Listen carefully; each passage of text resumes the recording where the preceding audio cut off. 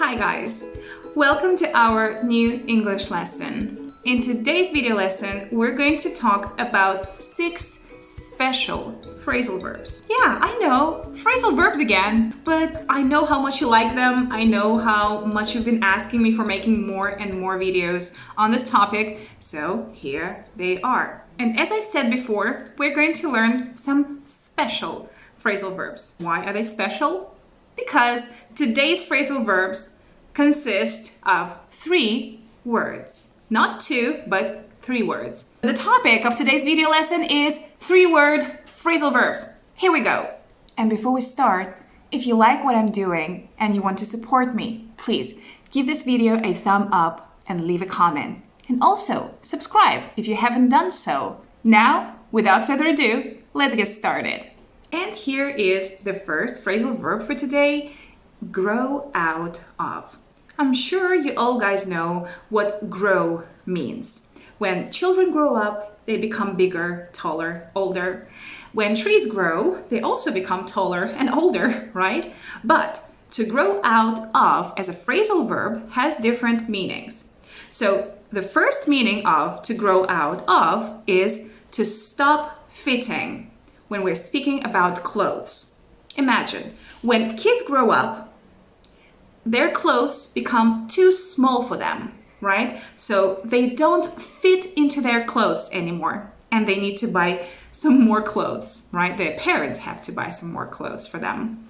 So, like this boy over here, he has definitely grown out of his clothes. He has definitely grown out of his clothes. We can see that his jacket doesn't fit him very well. It's too small for him because he has grown out of his clothes. And the second meaning of this phrasal verb to grow out of is to stop liking something.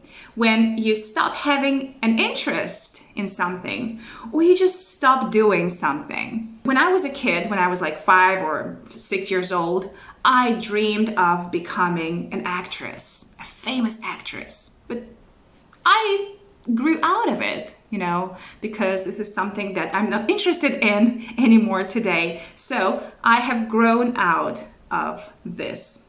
I no longer have this interest. For example, Josh wants to be a rapper. Oh, come on. He's only 10 years old. He'll grow out of it. He'll grow out of it means he will stop liking it. Or, for example, I will never grow out of playing computer games. I love playing computer games. I do that almost every single day. So I think I will never grow out of playing computer games. She'll grow out of it. Our next phrasal verb, own up to, is not that complicated. It only has one meaning. Thank God. So to own up to doing something means to admit or confess that you've done something wrong. Imagine, you've broken your mom's favorite vase. So sooner or later, you will have to admit that you have done it. You will have to confess, or you will have to own up to it. You will have to own up. Own up to my mistakes. For example, he never owns up to his mistakes. He never owns up to his mistakes. He never admits his mistakes. One more example. Nobody owned up to stealing the money. So somebody has stolen the money, but nobody owned up to stealing the money, all right? Or a mom can say to her children, come on, own up. Who's eaten all the cookies? Come on, own up. It means admit, confess. Who's eaten all the cookies? Come on, own up. Who's eaten all the cookies? Own up to what you've done. The next phrasal verb is related to learning, studying, investigating, gathering some information. To read up on basically means to spend some time reading, learning, investigating, and gathering some information on a given topic. For example, I'm reading this book at the moment, The Theory and Practice of Hell. It's about concentration camps, German concentration camps. Why am I doing this? Well, because I have a history test next week, and I'm trying to read up on this topic. I'm trying to investigate as much as possible on German concentration camps. All right, so I'm reading up on this topic at the moment. One more example. It's a good idea to read up on a company before going for an interview.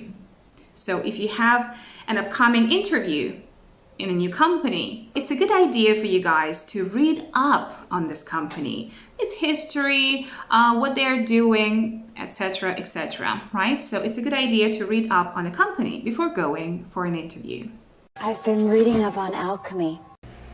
Or let's say that you have a test on Napoleon, so everything related to this historical figure. So you might want to read up on Napoleon before your test, before your exam. Revise, review, and study. Investigate some information. I'm just reading up on... One more useful phrasal verb is stand up for. Stand up for. And it has nothing to do with standing up. Well, to stand up for someone means to defend someone. For example, if I stand up for myself, it means I defend myself. You have to learn how to stand up for yourself. You have to learn how to stand up for yourself. It means you have to learn how to defend yourself.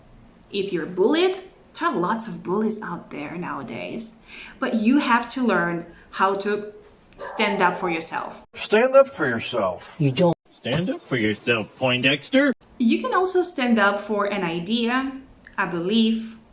For example, Martin Luther King Jr. stood up for the rights of African Americans. It means he defended the rights of African Americans. He stood up for the rights of African Americans. Standing up for yourself. Standing up for immigrants. One more example. Oh, he's a big boy.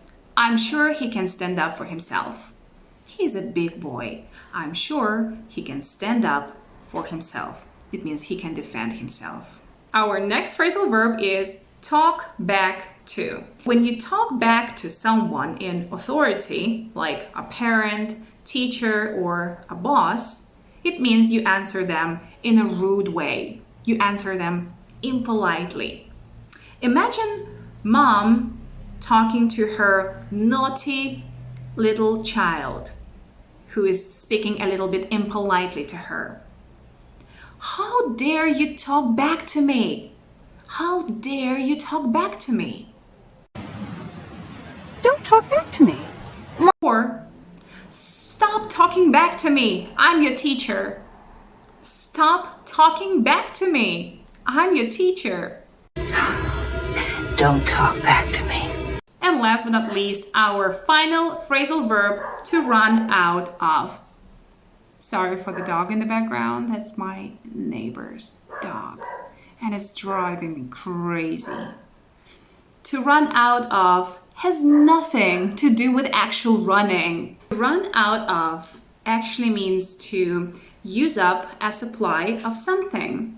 When something has finished. For example, I've used up all the water in the bottle. There is no water left in the bottle. So I can say, I've run out of water. I've run out of water. Why are you in such a bad mood? Well, because I ran out of coffee. I have no coffee left in my cup, so that's why I'm in such a bad mood. You can run out of basically anything. You can run out of milk. You can run out of coffee. You can run out of gas. I ran out of money. I ran out of gas. Ran out of fish. You can also run out of patience. And it sometimes happens to us teachers. We run out of patience quite a lot. All right. I ran out of patience. And I'm running out of patience.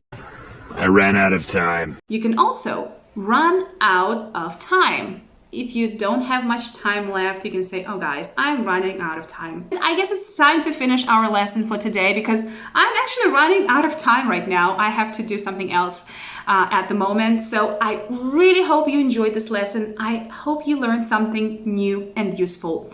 As always, if you liked and enjoyed this lesson, please support it by giving a thumb up and leave a comment. All right? Thank you so much for watching, guys. I wish you a lovely weekend. See you.